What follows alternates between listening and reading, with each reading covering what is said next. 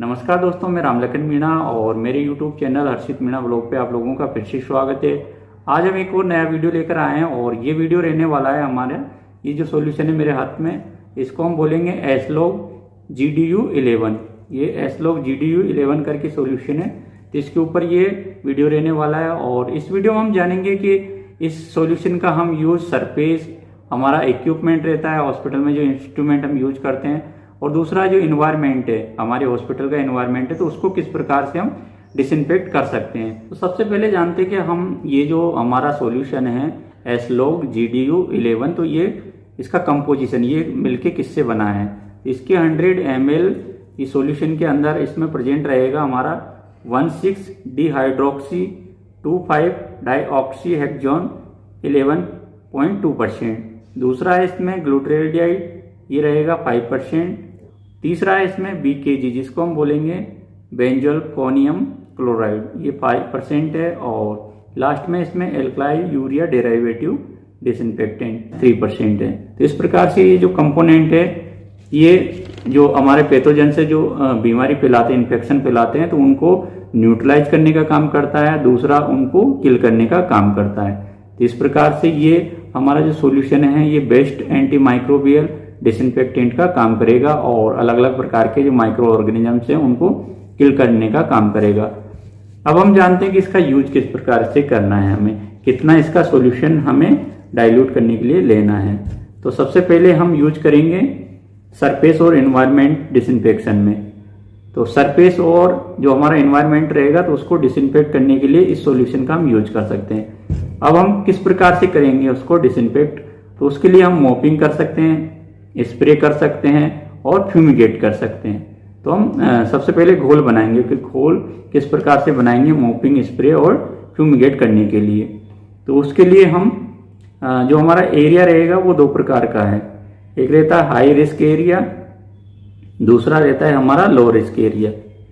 तो सबसे पहले जानते हैं हम हाई रिस्क एरिया में कौन कौन सी जगह आएगी जिसको हमें मॉपिंग करना है, स्प्रे करना है या फ्यूमिगेट करना है। उसमें रहेगा हमारा OT operation theatre, ICU intensive care unit, NICU neonatal intensive care unit, दूसरा हमारा कैथ लैब, ट्रॉली जिसमें हम ऑपरेशन करते हैं तो इंस्ट्रूमेंट रखते हैं, ऑपरेशन टेबल हो गई हमारे रूम सरफेस हो गए। तो इसको हम हाई रिस्क कैटेगरी में इसको मान के और उसको डिसइंफेक्ट करेंगे। तो उसके लिए हमें मॉपिंग करना रहेगा, फ्यूमिगेट करना रहेगा, स्प्रे करना रहेगा।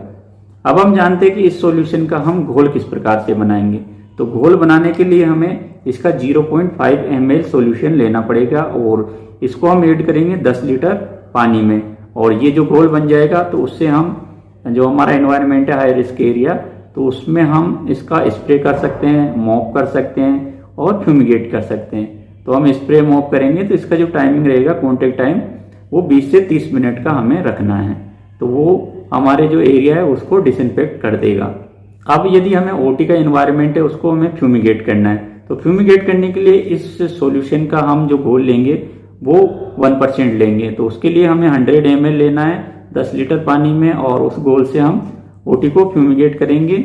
और उसके बाद में फ्यूमिगेट करने के बाद में हमारा जो OT का एरिया है वो पूरी तरह से डिसइंफेक्ट हो जाएगा। फ्यूमिगेशन करने के लिए भी हमारा वही टाइमिंग रहेगा, कॉन्टेक्ट टाइम जो 20 से 30 मिनट है।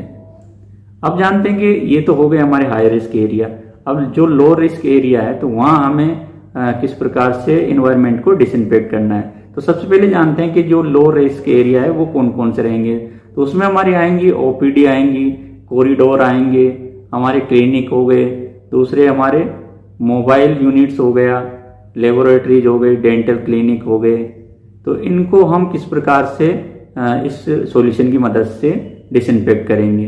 तो उसके लिए डिसइंफेक्ट करने के लिए इस सॉल्यूशन का हम 0.25% सॉल्यूशन लेंगे, मतलब 25 ml इस सॉल्यूशन को हम 10 लीटर पानी में लेंगे और उसकी मदद से हमें स्प्रे कर सकते हैं, मॉपिंग कर सकते हैं या फ्यूमिगेट कर सकते हैं।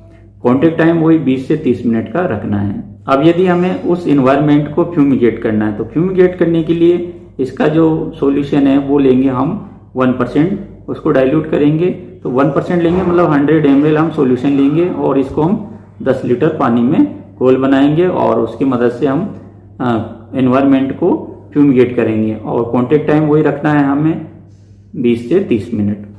अब हमें जो हमारा लो रिस्क और हाई रिस्क एरिया है तो उसमें फ्यूमिगेट करना है, मॉपिंग करना है, तो वो कितने दिन में करते रहना चाहिए। तो इसकी मदद से हमें अल्टरनेट डे में एक दिन छोड़ के इस सॉल्यूशन का हम यूज कर सकते हैं फ्यूमिगेट करने के लिए, मॉपिंग करने के लिए, स्प्रे करने के लिए। यदि हमें वीकली करना है तो इस सॉल्यूशन का जो घोल है वो डाइल्यूट है उसको हम बढ़ा देंगे। यदि वीकली हमें इस सॉल्यूशन का यूज करना है तो उसके लिए हमें जो घोल बनाएंगे वो 2% का घोल बनाएंगे और 10 लीटर वाटर में यूज करेंगे।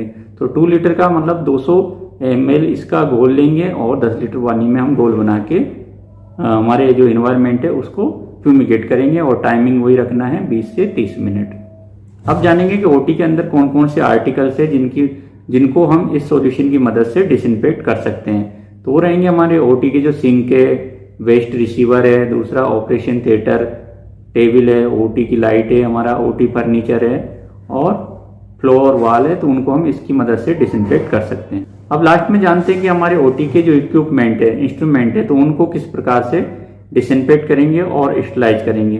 तो इसके लिए हमें इसका 5% डाइल्यूट का सॉल्यूशन बनाना पड़ेगा। तो 5% के लिए हम इसमें 500 ml, ये पूरा 500 ml का बोतल है, तो इस सॉल्यूशन को हम यूज करेंगे 10 लीटर पानी में और उसमें जो हमारे इंस्ट्रूमेंट रहेंगे तो उनको इसमें डुबो के रखेंगे। इंस्ट्रूमेंटों को स्टरलाइज करना है तो उसके लिए जो हमारे इंस्ट्रूमेंट है तो उसको सॉल्यूशन में कम से कम 4 घंटे तक डुबो के रखना है, उसके बाद में उनको हम यूज कर सकते हैं। अब हम इनको प्रैक्टिकली करके देखेंगे कि किस प्रकार से हम इंस्ट्रूमेंटों को डिसइंफेक्ट करेंगे, किस प्रकार से उनको स्टरलाइज करेंगे और ओटी को किस प्रकार से फ्यूमिगेट करेंगे। पहले हमने जाना था कि इसका जो हमारे पास सॉल्यूशन है एस्लोग GDU 11, ये हमारा सरफेस इक्विपमेंट और हमारा एनवायरमेंट है, तो उसको डिसइंफेक्ट करने के लिए और फ्यूमिगेट करने के लिए इसका यूज करते हैं इस सॉल्यूशन का।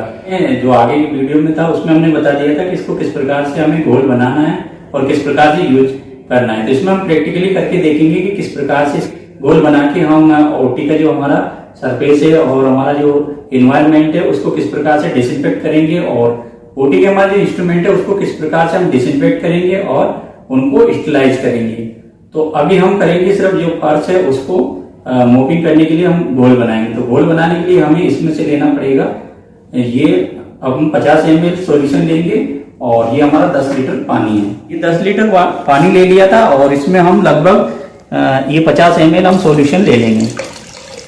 तो ये घोल हमारा बन गया है। इससे हम इस घोल की मदद से हम ओटी का जो फर्श है उसको हम डिसइंफेक्ट कर सकते हैं मोप लगा के। और मोप लगाने के लिए हमें जो कॉन्टेक्ट टाइम रखना है वो रखना है 20 से 30 मिनट। मोपिंग करने के लिए हमने ये सॉल्यूशन बना लिया था और इसमें 50 ml हमने लिया था। ये हमारा था एस्लोग GDU 11 करके जो घोल था, उसको हम 50 ml पानी 10 लीटर पानी में लिया था। अब इसकी मदद से हम पोंछा लगाएंगे फर्श पर और उसको हम डिसइंफेक्ट करेंगे। इसका जो कॉन्टेक्ट टाइम रखेंगे वो रखेंगे हम 20 से 30 मिनट। आपको बस ये ध्यान रखना है कि जब भी सॉल्यूशन का यूज करें तो सेफ्टी प्रिकॉशन के हिसाब से आपको ग्लव्स पहन लेना है, आपको कैप मास्क लगा लेना है और हो सके तो आपको गाउन भी पहन लेना है, N95 मास्क लगा लेना है। फ्यूमिगेट करने के लिए इसमें जो सॉल्यूशन है उसको हम बढ़ा देंगे। तो ये सॉल्यूशन हम रखेंगे अब 100 ml और 10 लीटर पानी रहेगा हमारा और इसकी मदद से हम ओटी को फ्यूमिगेट करेंगे। ये हमारी फ्यूमिगेशन मशीन रहेगी। ओटी को फ्यूमिगेट करने के लिए इस मशीन का हम यूज करेंगे। तो जो सॉल्यूशन हमने बनाया था उस घोल को इस मशीन में भर देंगे और हम फ्यूमिगेट करेंगे। अब हम ओटी को फ्यूमिगेट करेंगे तो एनवायरनमेंट को फ्यूमिगेट करने के लिए इसमें हम ये 100 ml सॉल्यूशन डाल देंगे और ये 10 लीटर हम पानी लेंगे। तो ये हमारा घोल बन गया है, 10 लीटर पानी ले। अब हम करेंगे ओटी को फ्यूमिगेट इस सॉल्यूशन की मदद से। ओटी के एनवायरनमेंट को फ्यूमिगेट करने के लिए हमने ये फ्यूमिगेशन मशीन ले लिया है और जो सॉल्यूशन था वो हमने इसमें भर लिया था।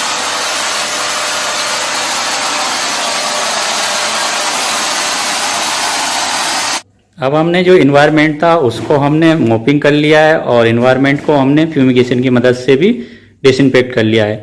अब लास्ट में जानेंगे कि जो हमारे इंस्ट्रूमेंट है तो उसको किस प्रकार से डिसइंफेक्ट करेंगे और स्टरलाइज करेंगे। डिसइंफेक्ट करने हैं तो उसके लिए जो घोल बनाएंगे तो उसमें कम से कम हमें ये 500 ml का जो सॉल्यूशन है वो यूज करना पड़ेगा और 10 लीटर हमारा पानी रहेगा और उसके घोल को हम ट्रे या कोई ऐसा बर्तन हो जिसमें पूरे इंस्ट्रूमेंट अच्छे से डूब जाए हमारे, तो डुबोने के बाद में हम सारे इंस्ट्रूमेंट डाल देंगे और उसको डिसइंफेक्ट करने के लिए आधे घंटे तक रखेंगे। और यदि हमें उन्हीं इंस्ट्रूमेंट को स्टरलाइज करना है तो कम से कम 4 घंटे तक उनको डुबो के रखेंगे। बस आपको ये ध्यान रखना है कि जब भी इस सॉल्यूशन का यूज करें आपको हाथों में ग्लव्स पहन लेना है, मास्क पहन लेना है और N95 मास्क पहन लेना है और हो सके तो गाउन ग्लव्स पहन के, गोगल्स पहन के और इस सॉल्यूशन का हमें यूज करना है। तो ट्रे में हमने इंस्ट्रूमेंट ले लिया है और ये जो सॉल्यूशन था उसको डाल दिया था। तो इस सॉल्यूशन के घोल को इसमें डाल दिया है। अब ये जो हमारे इंस्ट्रूमेंट है तो इनको डिसइंफेक्ट करने के लिए कम से कम हम आधे घंटे के लिए इसमें डुबो के रखेंगे। यदि ये इंस्ट्रूमेंट हमें स्टरलाइज करना है तो इस घोल में कम से कम 4 घंटे तक डुबो के रखना है ताकि हमारे इंस्ट्रूमेंट है जो अच्छे से डिसइंफेक्ट हो जाए। तो इस प्रकार से आज की वीडियो में हमने जाना कि हमारा जो एस्लोक GDU 11 करके तो किस प्रकार से सरफेस, इन्वायरमेंट और हमारा जो इंस्ट्रूमेंट है उसको किस प्रकार से डिसइंफेक्ट करेंगे और स्टरलाइज करेंगे।